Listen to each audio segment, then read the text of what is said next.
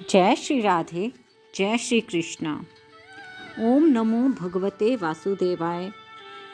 इस द्वादश अक्षर मंत्र की महिमा अपार है।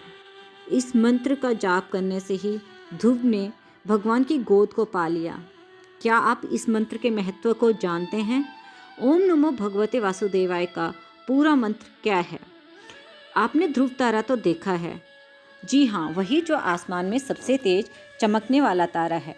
यदि आप उसके पौराणिक इतिहास में जाएं, तो आप पाएंगे कि जब एक छोटा सा बालक ध्रुव, जिसको उसकी सौतेली माता ने अपने पिता की गोद में बैठ देने का अधिकार नहीं दिया, तो बालक ने उसका जवाब पाने का हठ ठानकर भगवान विष्णु से मिलने का निश्चय किया और राजमहल छोड़कर निकल गया घने वन में अपने नाथ से मिलने।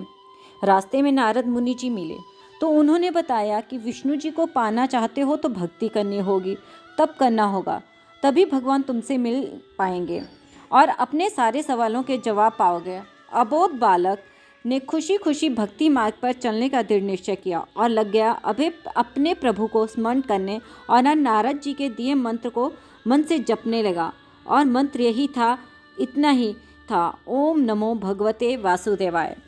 वन में बहुत आंधी तूफान आए, जंगली जानवरों का भय हुआ, पर बालक ध्रुव ने भक्ति करना नहीं छोड़ा।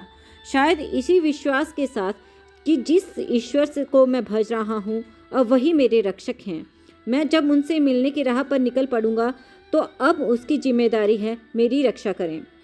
बहुत समय बीत गया, परंतु बालक ध्रुव अपने लक्ष्य से डिगे नहीं और लगे रहे निश्चल भाव से भजने अपने इष्ट को। एक समय ऐसा भी आया जब जगत पालन करता भगवान विष्णु स्वयं बालक ध्रुव से मिलने वन में आ गए और बालक को उसके सभी सवालों के जवाब दिए, उसको ज्ञान प्रदान किया।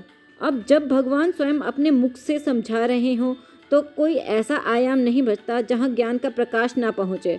अब बालक ध्रुव को भी समझ आ गया, जिसको एक बार स्वयं परम पिता परमात्मा की गोद में जगह मिल गई तो फिर उसे किसी और की गोद में जगह मिलने ना मिलने से क्या फ़र्क पड़ता है। जब इस सृष्टि के पालनहार को बालक ध्रुव छोटी सी उम्र में इसी मंत्र से पा सकता है तो आप क्यों नहीं? यदि आपने इतने से ही मंत्र को अपने जीवन से जोड़ लिया तो यकीन मानिए यही मंत्र आपको भवसागर पार करवा देगा। शांताकारं भुजगशयनं पद्मनाभं सुरेशं विश्वाधारं गगन सदृशं मेघवर्णं शुभांगं लक्ष्मीकांतं कमलनयनं योगिर्भिधानगम्यं वंदे विष्णु भवभयहरणं सर्वलौकिकनाथम। अर्थात शांत स्वरूप शेषनाग पर लेटे भगवान विष्णु की नाभि से कमल उत्पन्न हैं। वे सब देवों के स्वामी हैं, वे सारे विश्व के आधार हैं। आकाश की तरह अलिप्त और बादलों की तरह सांवले हैं, जिनकी आंखें कमल के समान, वही लक्ष्मी के स्वामी हैं। योगी उन्हें जानने के लिए उनका ध्यान करते हैं। इस संसार के भय का नाश करने वाले सब लोगों के स्वामी श्री भगवान विष्णु को मेरा नमस्कार है, नमस्कार है, नमस्कार है। श्री राधे, जय श्री कृष्णा। भक्तों, यदि आपको यह वीडियो पसंद